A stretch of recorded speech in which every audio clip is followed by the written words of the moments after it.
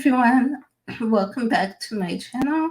If you're new here, I'm Vanessa. I'm a YA fantasy, paranormal, and horror writer and creative entrepreneur.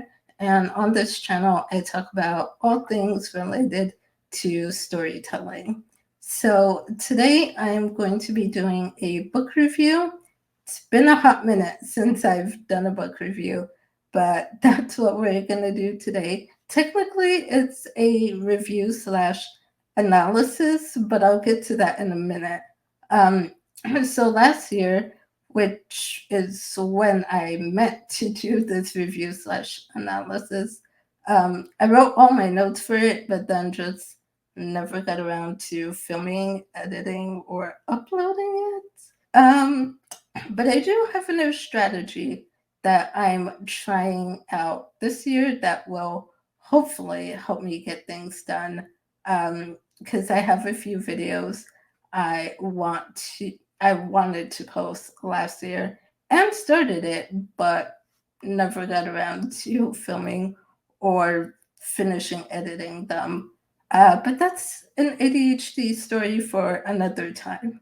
So anyway, last year at the beginning of the year, I read The Final Girls Support Group by Grady Hendrix, um, which eventually I do want to do a video on that as well, but I do want to reread it because I think I might have missed some things the first time. So yeah, but anyway, the writing and the plot in that one just drew me in like immediately, and I just got sucked in and kept going till I finished. So I wanted to try another Grady Hendrix books, and I've heard a lot of great things about the Southern Book Club's Guide to Slaying Vampires. So the last time that I was in Barnes and Noble browsing through the shelves, I saw it and picked it up and started reading the introduction and prologue, and it immediately drew me in right away and started pulling me out of the reading slump that I had been in. So I'm going to really quick try to read you guys the intro and prologue because this is what sucked me in when I was in Barnes and Noble, and I was like, I have to get this book. I have to read it. This is the cover of the book. And so I'm going to read the intro and prologue real quick. So here's the intro. This is actually the author's note. It says, a few years ago, I wrote a book called My Best Friend's Exorcism, which I had bought that one after I finished this one because I was like, now I need to read My Best Friend's Exorcism. So that is on my list. I didn't get around to reading it last year, but it's on my list to read this year. Anyway, I wrote a book called My Best Friend's Exorcism about two teenage girls in Charleston, South Carolina in 1988 at the height of the Satanic Panic. They became convinced that one of them is possessed by Satan, and consequently things go poorly. That novel was written from a teenage point of view, and so the parents seemed awful because that's how parents seem when you're a teenager. But there's another version of that story told from the parents' point of view about how helpless you feel when your kid is in danger. I wanted to write a story about those parents, and so the Southern Book Club's Guide to Slaying Vampires was born. It's not a sequel to My Best Friend's Exorcism, but it takes place in the same neighborhood a few years later where I grew up. When I was a kid, I didn't take my mom seriously.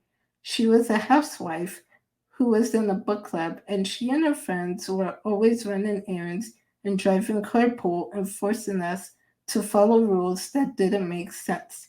They just seemed like a bunch of lightweights. Today, I realize how many things they were dealing with that I was totally unaware of. They took the hits so we can skate by obliviously. Because that's the deal. As a parent, you endure pain so your children don't have to. This is also a book about vampires. They're the iconic American archetype of the rambling man wearing denim, wandering from town to town with no past and no ties. Think Jack Kerouac, think Shane, think Woody Guthrie, think Ted Bundy.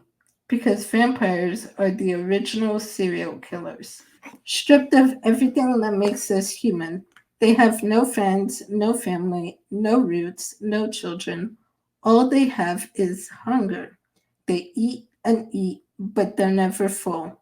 With this book, I wanted to pit a man freed from all responsibilities but his appetites against women whose lives are shaped by their endless responsibilities. I wanted to pit Dracula against my mom.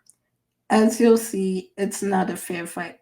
So those last two lines, I wanted to pit Dracula against my mom, and as you'll see, it's not a fair fight. I was like, "Ooh, okay, let me go on and read some more." And then we get this prologue. This story ends in blood. Already, we're off to a good start. Every story starts in blood. A squalling baby yanked from the womb, bathed in mucus and half a quart of the mother's blood. But not many stories end in blood these days. Usually it's a return to the hospital and a dry, quiet death surrounded by machines after a heart attack in the driveway, a stroke on the back porch, or a slow fade from lung cancer.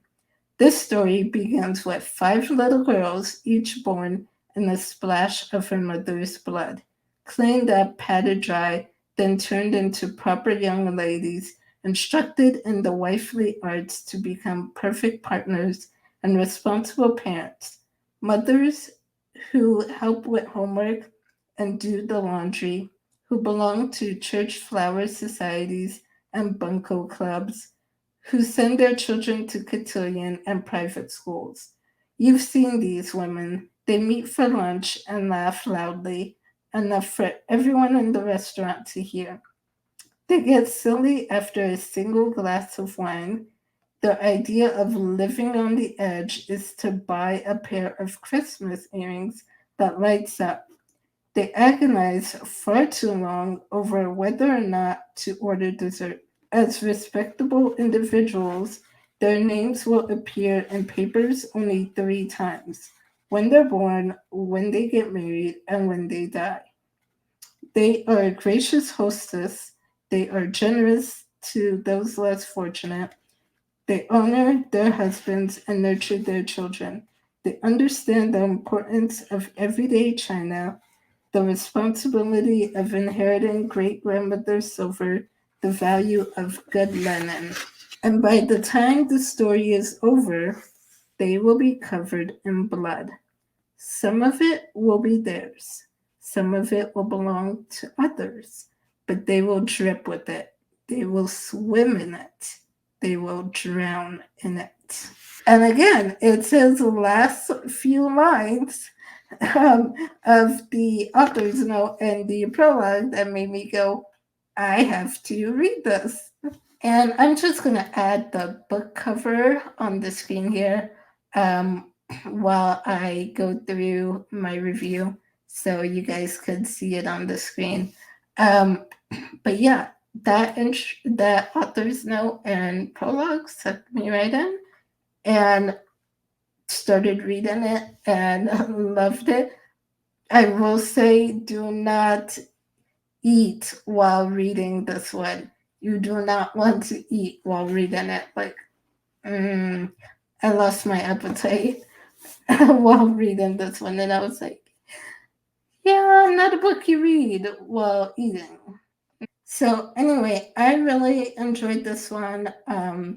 Before we get to all the spoilers and my full analysis, I will give you guys a brief non spoiler part of the review, and I'll let you know when I get into spoilers. So, um, I really loved this one. I gave it a 4.5 stars. I think it's a great horror novel and it's perfect for the fall Halloween season. Some of the horror elements are that are in here, like I said, are really gross. So do not eat while reading this. But there are two things I did want to point out with the horror genre. So one is that obviously with horror, things in it are meant to scare you, disgust you, or repulse you, right? And two, horror is often used as social commentary about our society and the world that we live in. And because of this, there are going to be things in a horror novel that will make you uncomfortable or that will discuss you, or things that you don't like with how our society functions. And if those emotions come up while you're reading a horror novel, then in my opinion, the author did their job and the book did what it was intended to do. So I really appreciate what this one, the social commentary this book makes about topics that it looks at, such as racism, sexism, misogyny, the powerlessness and oppression you feel as a woman, or as someone who's Black, and even the intersectionality of Black women that gets touched upon in here as well. And so I really appreciated that about this. Now, is this a perfect book? No, but I thought it did a pretty good job exploring some of the themes and commentary that it tries to make about it. So I bring this up because I feel like this book did exactly what it was intended to do.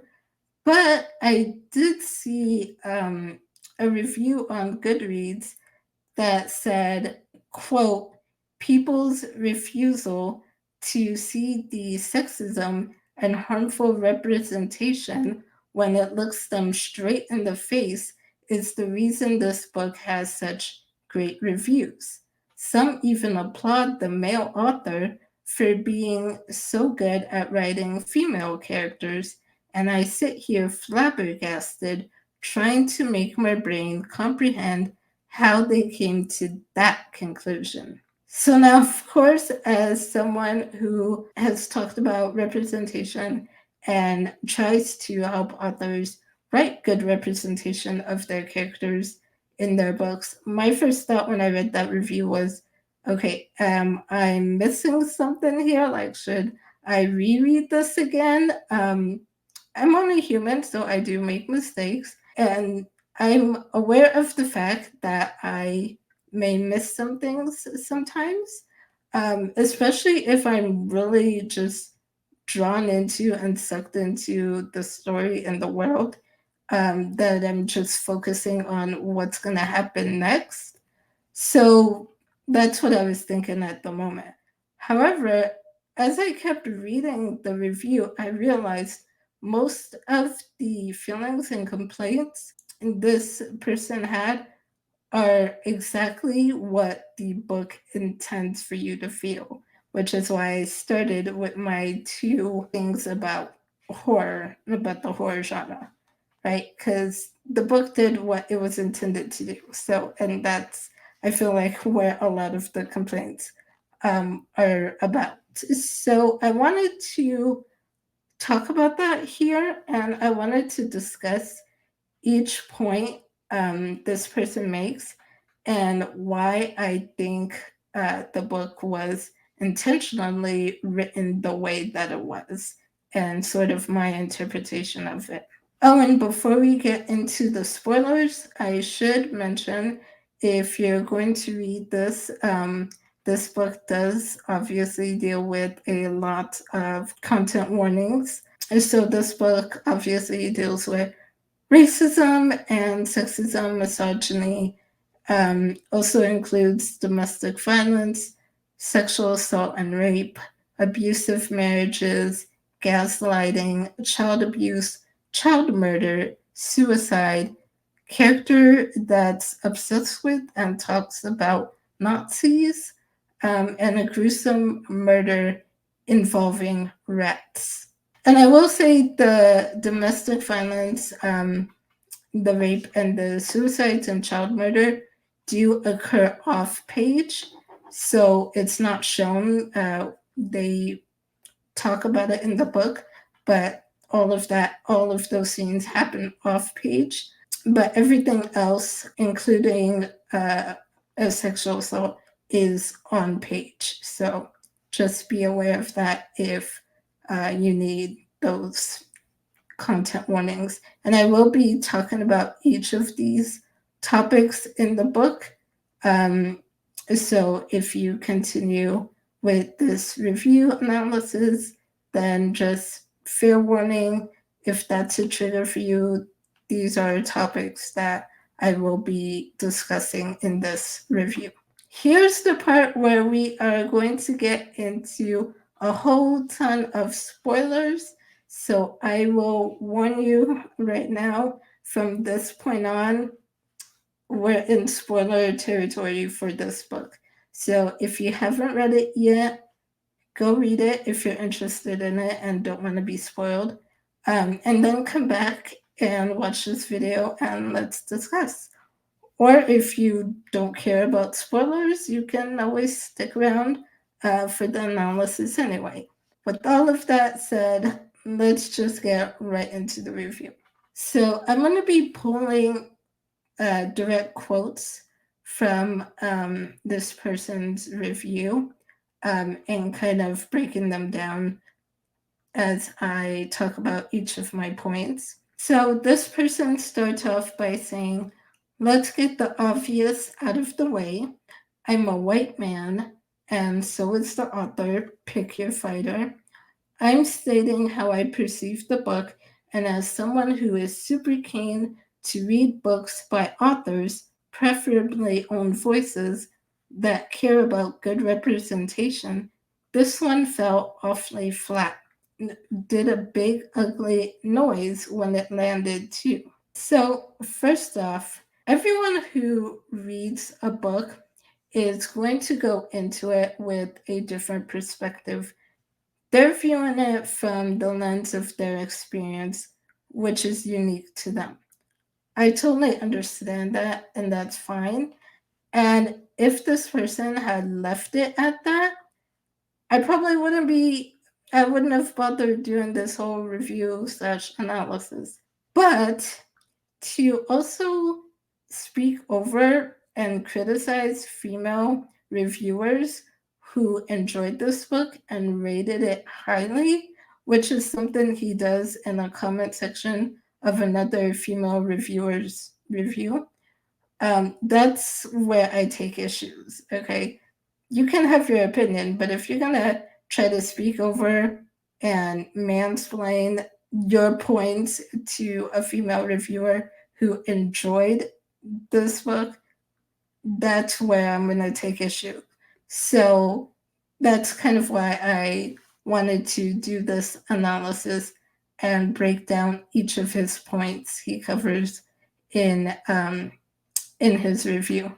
Now, I will say it's pretty interesting to me that a white man who claims to care about feminism and own voices thinks he knows better or has greater insight about sexism and racism than the women, especially BIPOC women like myself, who have read this book and rated it highly. Because apparently, obviously, BIPOC women refuse to see the sexism and harmful representation when it looks us straight in the face, and that is the only reason we've given it such great reviews, right? But this white man, oh no, he knows better. So basically, he did what Carter in the book does to Patricia: ignore what women are actually saying and gaslight them for having a different opinion. This is exactly the type of social commentary this book is making. Men refusing to listen to women because they think they know better. Kind of ironic that this person is doing the exact same thing in his review. Now, before I go on, I want to share a quick message to anyone who calls themselves an ally. Okay, just a quick tip. Stop telling marginalized folks how they should feel about issues that affect them, not you. And start actually listening to how they actually feel about the issues that affect them, not you. So, you know that saying, we've got two ears and one mouth for a reason? Listen twice as much as you talk. Yeah, one of the best things you can do as an ally is to put that principle into practice. All right, so moving on, he says, I was so excited to read it. The title tells you everything you need to know about the book, and the cover is gorgeous. It's a quick read, and I finished it in less than a day, mostly because I wanted to get it over with and didn't want to have to pick it up again the next day. But honestly, the first 200 pages or so were decent. I enjoyed myself. I noticed that the black characters in the book were only ever unnamed waiters or caregivers without speaking roles, and it felt iffy.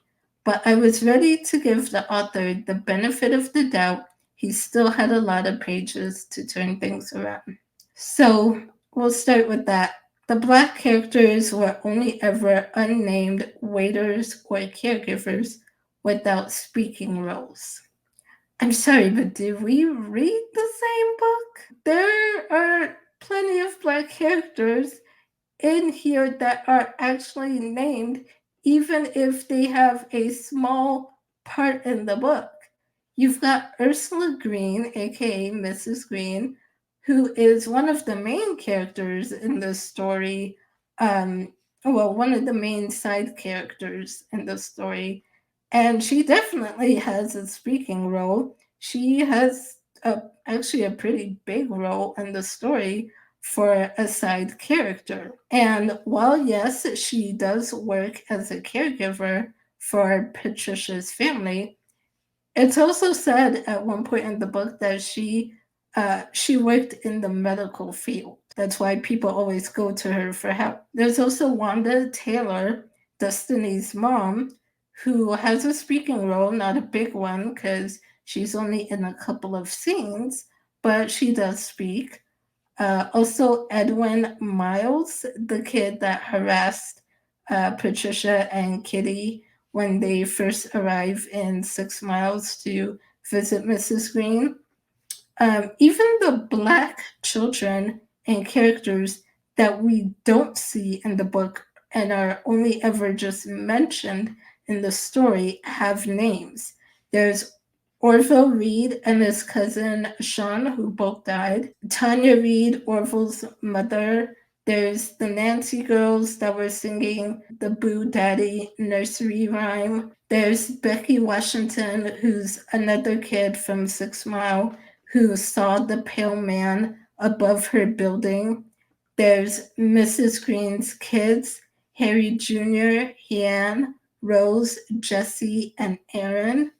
And of course, there's Francine, who James killed and stuffed in his attic. To say the black characters were only ever unnamed and without speaking roles tells me you're either being disingenuous or you didn't pay attention to any of the black characters in the story, because I named off several of them and several that are not even in the book, just mentioned. His next point was, I guess what's helpful to know is that this book is set in America's Deep South in the 80s and 90s, but the author took that as an excuse to push black characters to the sidelines.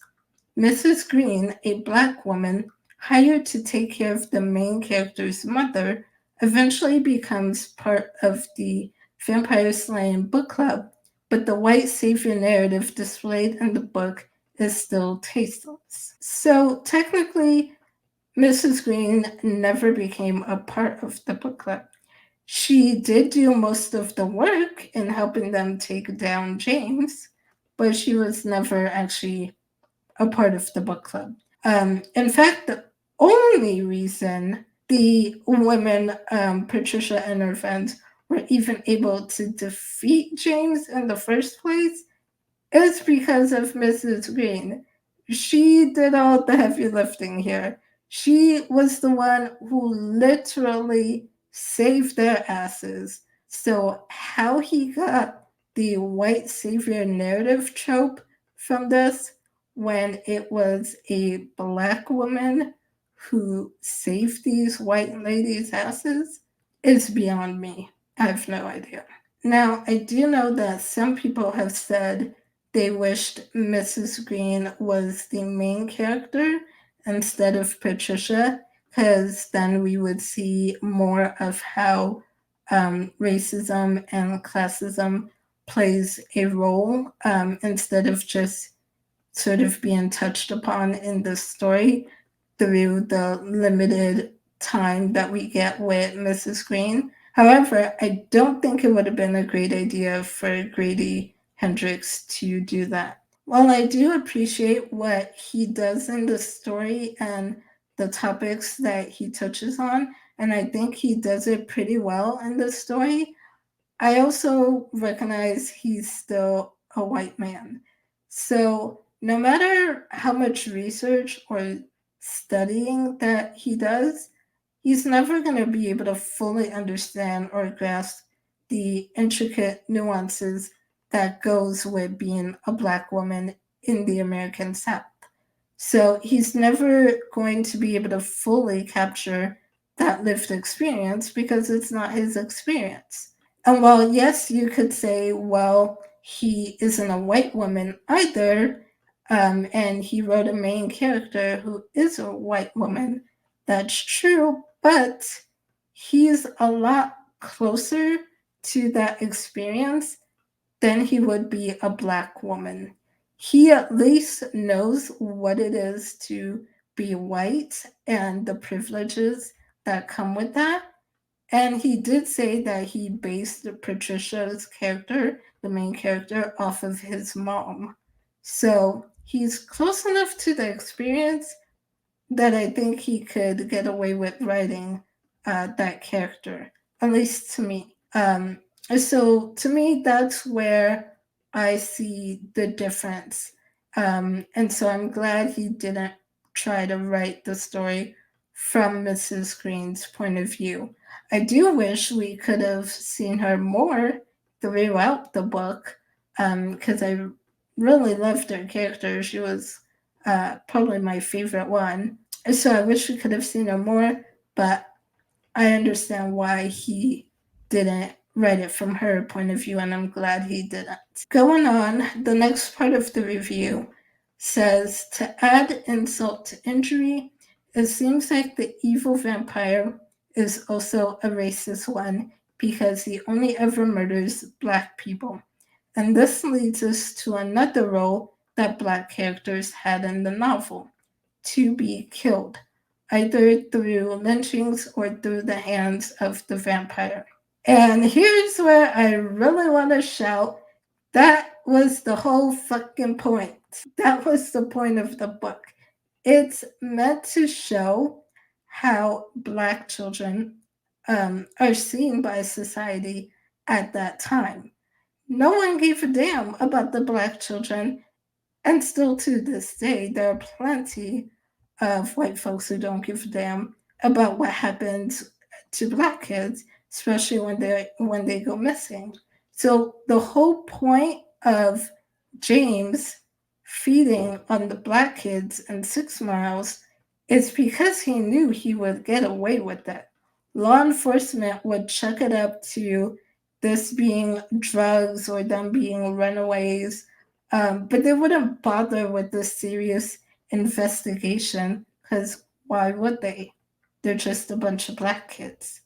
They don't matter. They're going to end up in jail or dead anyway. And yes, that is horrible and it is racist.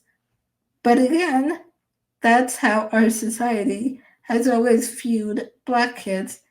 And that's the point of him showing that in this book. Again, this is horror. It's meant to be a commentary, about our society and our world. So, and it's also meant to disturb you and repulse you and basically hold up a mirror to our society. So, if you're angry about that, then good, that's the point. So now the next step is to do the work to actually change things. His next point says, and of course, all black people in the book lived in a poor settlement where the female white main characters had to be scared to walk the streets. Now you can cry, but historical accuracy. But honestly, there's a vampire in the book, so your argument is invalid. If a vampire is more realistic than a black person with a degree or a nice suburban house, there's definitely something wrong. Okay, so to this comment, I want to say, you do realize the vampire is a metaphor, right? For those of you who have read this book, are we all on the same page that the vampire is meant to be a metaphor? If you didn't realize that, this is me saying the vampire is a metaphor. James represents the patriarchy and the white supremacy that this country was built on. So when Mrs. Green and the other ladies are fighting James, while yes, you can look at it from a surface level that they are fighting a vampire, but when you look at the metaphor of the story, they're actually fighting back against the patriarchy and the white supremacy that has kept them oppressed their entire lives. So they're finally saying enough is enough and we're not going to stand for this anymore. So you got to go beneath the surface level stuff and actually read the subtext.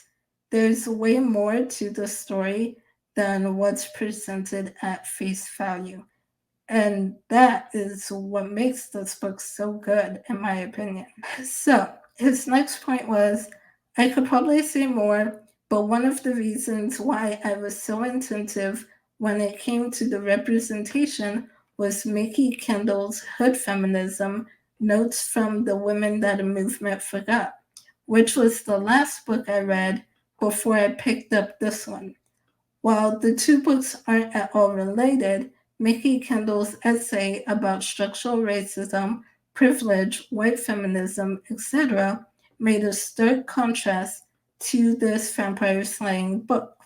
So I guess what I'm saying is if you're still debating reading the Southern Book Club's Guide to Slaying Vampires, consider picking up Hood Feminism instead. Now, I do agree with this review that Hood Feminism is a great book to pick up. I read it a couple of years ago and I definitely recommend it. However, Hood Feminism and Grady's book are two completely different books, and it would be unfair to compare them. For one, Hood Feminism is a non-fiction book which focuses on mainstream feminism and how it excludes the intersectional experiences of many women, such as women of color, disabled women, queer women, etc. Grady's book is a fictional story, which means it's not true. It's not meant to be real or based on facts. That's why it's fiction. So, honestly, not sure if this person understands how fiction works, considering he's comparing a fictional story to a nonfiction book, which is true and based on facts.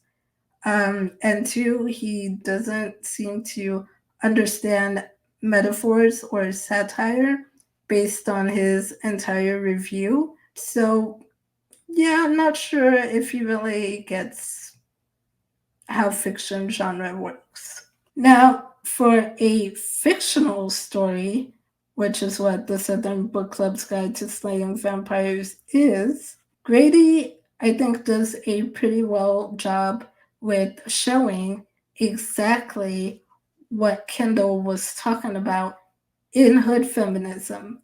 the fact that these white women didn't give a damn about what the Black community was facing until the problems of the Black community became their problems is exactly how mainstream feminism has operated, and giving preference to those with privileges and not caring about the intersectional experiences of other women until it affects them. While I do agree with the recommending hood feminism, I'd also still recommend Hendrix's book because I think he did a good job showing what Kendall talked about in the exclusion of intersectional identities. The next thing he says in his review is, I do want to talk about the presentation of the women characters, though.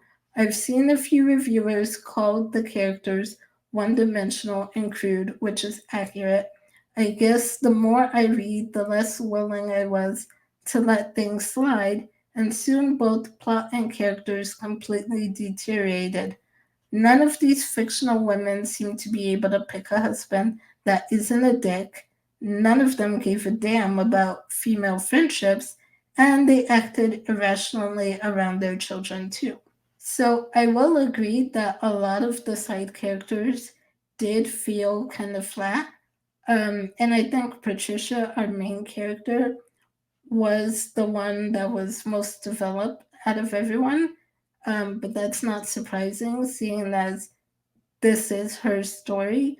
So I think she comes off as probably the most developed out of all the characters. And I think after Patricia, I would say Mrs. Green was the second character that felt most developed, at least to me. As for the husbands, I'm pretty sure the fact that they all had husbands that were dicks, that's also the point. Again, this was intentional. This book is about women learning to fight back against the patriarchy and the system that has kept them oppressed. All stories require conflict. If you don't have conflict in a story, you don't have a story. So it's going to be hard to write a story about women fighting an oppressive patriarchal system if their husbands are loving, supportive, genuinely good guys. Don't know what this person expected here, but that should be an obvious given. Now, the female friendship, as far as that goes, that is something that I wish would have been more at the forefront of this book, especially since, I thought going into this that it was going to be about a group of women who take down this vampire together. And while, yes, they did do that, that doesn't really happen until like the end of the novel. So for most of the book, the other women are just trying to, keep their heads in the sand and keep Patricia from rocking the boat and not causing any problems or any trouble, especially with the husbands.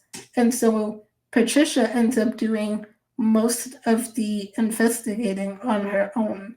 So that is something that I wish we could have gotten more of in the forefront, and seeing them, together investigate James and find out who he really is and bring him down. But we don't really get that in the beginning. So it's the one thing I would change, I would have liked to see happen. The next point he makes is, I'm not advocating for female characters to be respectable so they can be called feminists. That's not how it works. But when you intend to write good rep and this is all you come up with, then that's not exactly what I would call fully fleshed, complex female characters. So again, I do agree that the characters could use some more work And I think that Patricia, being our main character, is the one that's most fleshed out of all of them. Especially since by the end of it, we see that she's the only one in the story who actually does get away from the toxic situation that is her husband and their marriage. She gets away from that and leaves them. So, a little bit of character growth. Um, but she is our main character, so that's kind of to be expected. Um, but yeah, I do think some of the characters, especially the main group of women, could have been fleshed out more. Okay, so he goes on to say, but of course, this male horror author had to go one step further. Of course, he had to make unnecessary comments about their breasts and pubes. Of course, horror wouldn't be horror if female characters didn't experience physical violation of their bodies in the form of rape and abuse. No, your book is not feminist just because your female characters say that's sexist once. I'm really tired of horror authors relying on tropes like the violation of women's bodies and Nazi symbolism just to throw that into to create discomfort. It's like comedians that can only be funny when they ridicule women and marginalize people. All right, so there's a lot to unpack with this comment. So I let's just start with the assault, right? Because this is something I've seen other reviewers say as well. They didn't think the assault was a necessary part of the story. And while I completely respect that opinion, I do have to disagree. Because again, if we're talking about the patriarchy and a system that has oppressed women for centuries and tries to silence women's voices, then that assault scene is warranted because it shows us the tools or methods that men will use to silence and oppress women. So in the story, Slick, one of the women in the group, one of the side characters, confronted James and threatened to expose him if he didn't leave town. And how did he respond to that threat? By using violence and rape to silence her voice. Think about how often has rape or sexual assault been weaponized against women and used to control them, to keep them silent, keep them in their place. That happens all the fucking time. This is a common method men will use to control and oppress women, and that's exactly what James did when he assaulted Slick. That was his way of telling her, you do not have any power here. You will not threaten me. I am the one with the power and control. I can do whatever I want, whenever I want, and there's nothing you can do to stop me. And if you even think about trying, not only can I do this to you, but I can do so much worse. And how did Slick respond to this? She kept silent. She kept quiet and silent and wouldn't tell her family what had happened to her. Basically, Patricia had to practically drag the truth out of her. Otherwise, she wouldn't have told her either. She wouldn't have told anyone. She would have gone to her grave with that secret. Now, studies have shown that between 1 in 3 or 1 in 4 women will experience sexual assault sometime in their life. Many of these will go unreported, and many women will take that secret to their graves, just like Slick was ready to do before Patricia dragged it out of her. So every single one of us knows at least one woman or girl in our life that has been assaulted, even if we may not know who they are. So, in a story that deals with the oppression of women and keeping them silent, yes, I do think this scene, the assault scene, was warranted in the story. I do think it did serve a purpose and it wasn't just put in there for shock value or to discomfort readers.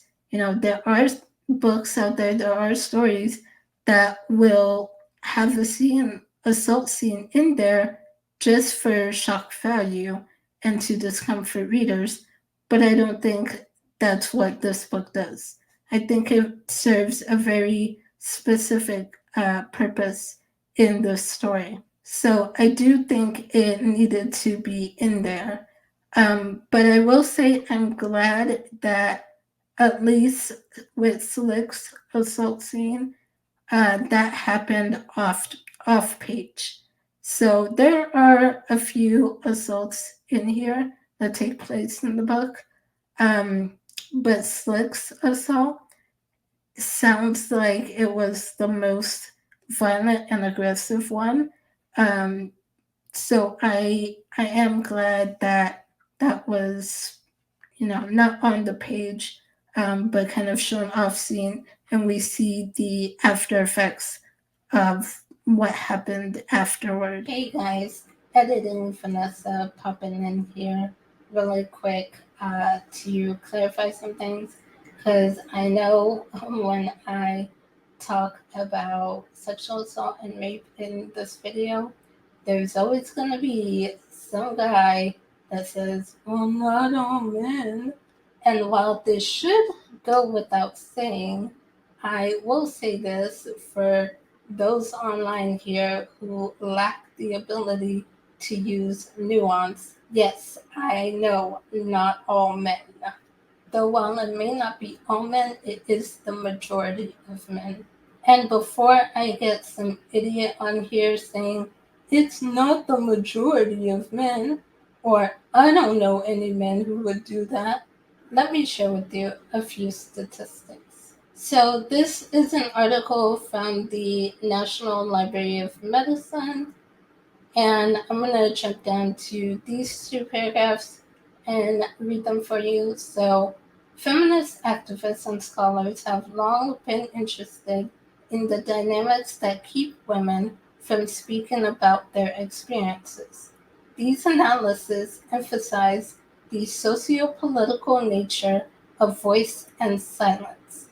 In this tradition, feminist sociologist Shulamit Reinhardt describes voice as having the ability, the means, and the right to express oneself, one's mind, and one's will. If an individual does not have these abilities, means, or rights, he or she is silenced. This conceptualization highlights social power structures that privilege some voices while excluding others. As metaphors for privilege and oppression, to speak and be heard is to have power over one's life. To be silenced is to have that power denied. Silence is thus emblematic of powerlessness in our society. It is therefore not surprising that rape survivors often remain silent about their experiences. Feminist scholars have long argued that rape serves as an active function of reinforcing women's powerlessness and keeping women in their place. How then can we expect women to break the silence about the very experience used to reinforce powerlessness? I will leave this article linked below if anyone wants to continue reading the rest of this. I'll leave it in the description box below. But this is basically what I just said about how the assault in the book, when James assaults Slick, that is used to show his power and keep her in her place since she was threatening to expose them. Now, remember earlier in the video I said studies have shown that between 1 in 3 or 1 in 4 women will have experienced attempted or completed rape sometime in their lifetime. Now let me show you another statistic here really quick. So this is from the National Alliance to End Sexual Violence, and these are statistics for male victims. And as you can see here, it says about 14% of reported rapes involve men or boys, and that 1 in 6 reported sexual assaults is against a boy, and 1 in 25 reported sexual assaults is against a man. As with male sexual violence against women, sexual violence against men is motivated by the desire to dominate and use sex as a weapon against the victim. The majority of perpetrators of sexual violence against men are white, heterosexual men. Let that sink in for a minute. The majority of perpetrators of sexual violence against men are other men, other heterosexual men. I will also leave this page linked in the description below as well for anyone who wants to read it. Now, the one thing I will say is I don't know how recent or current this page is. I don't know when it's last been updated. So I do want to share with you a statistic from the CDC website. Okay, so this is the last statistic that I'm going to share with you guys today, but this is from the CDC website, and this page says it was last reviewed on June 22nd, 2022, so just last summer. So these should be current up-to-date statistics.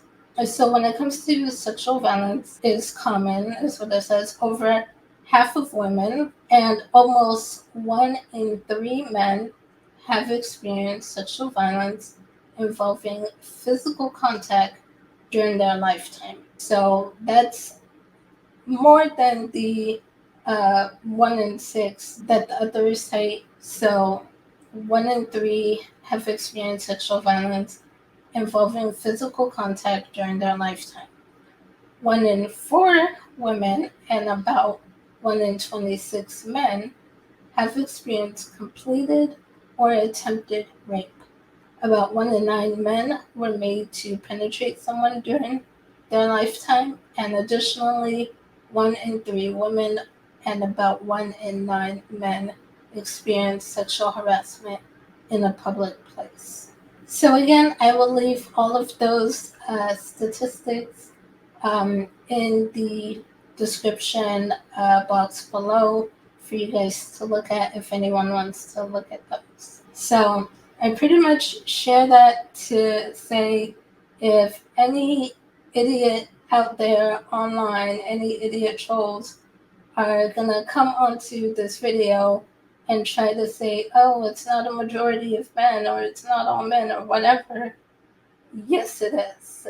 Educate yourself, look at the statistics, look up the facts. Like I said earlier, with how common sexual assault is, we all know at least one woman in our lives who has been sexually assaulted. And similarly, we all probably know at least one man who is a rapist or abuser.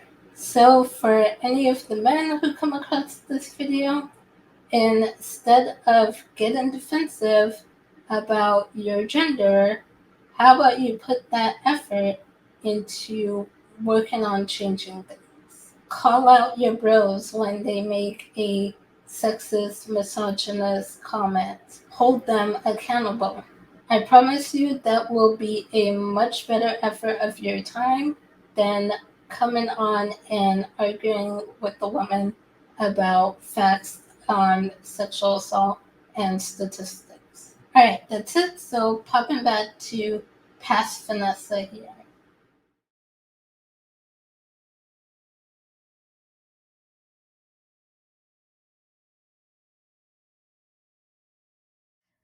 Okay, so his last point in here that I'm going to touch on. Says, oh, and one thing I'd like to add, let's call it shortcoming, is not just the author's fault. We tend to forget that behind a published book, there's a team of editors, there's a publisher that decided to give the book a nice cover and release it the way it was. It's the whole industry that needs to do better, that needs to check their priorities and their privilege, or else we'll get more questionable books like this. At the end of the day, there was no room left for any shred of patience on my part, which is why I'm giving this a really bitter rating of 1 star. So, again, I will agree that the entire industry does need to do better because there have been books published that has harmful content to different marginalized communities that could have been fixed before publication. So I agree the whole industry does need to do better. However, I don't think this book is part of that whole problem there, as this person would suggest. If you understand satire and the horror genre and understand that all of these stereotypes that are put into this book was done with intentional purpose and to provoke things in the reader, then you'll probably get the brilliance of this book.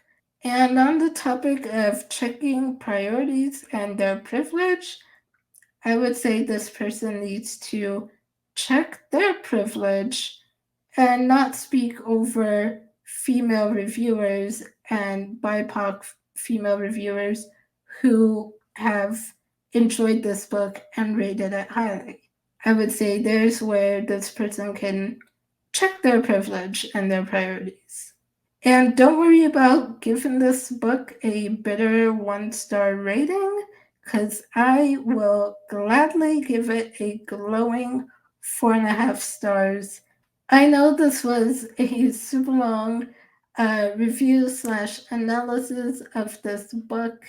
Could have been longer because I considered, breaking down his replies to this female reviewer he was commenting to, but I was like, this is already going to be long enough as it is, so I didn't include those extra back and forth comments with him and another reviewer. But anyway, I wanted to give this, I think this book deserved a full breakdown of all the points that he made in his original review. So that's why I'm doing this. So, yeah, if you have read the Southern Book Club's Guide to Slaying Vampires by Grady Hendrix, let me know your thoughts on it down below. And again, it's fine if you disagree with my take. Obviously, I disagreed with this person's review, but there were still a couple points he made within it that I did agree with. So, totally fine if you disagree with some of my take, with all of it, whatever. But let me know your thoughts down below. I just ask that you be respectful of everyone's differing opinions. If you like this video, don't forget to give it a thumbs up, hit the subscribe button if you haven't already, and if you'd like to support this channel or follow me on any other platforms, all my links are in the description down below. So, yeah, until next time, see you guys. Bye.